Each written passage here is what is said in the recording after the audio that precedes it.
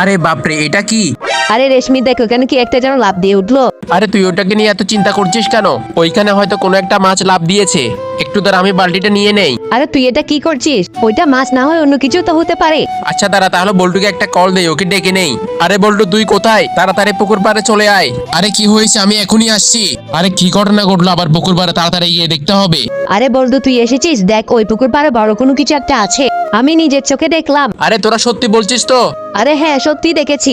তাহলে দাঁড়া, আমি পানিতে নেমে গিয়ে দেখছি। আরে বল্টু সাবধানে না। আরে আমার কিছু হবে না, তোরা চিন্তা করিস না। ওটা কি দেখা যাচ্ছে, গিয়ে দেখি তো। আরে বাপরে, এটা তো বড় একটা শোল মাছ।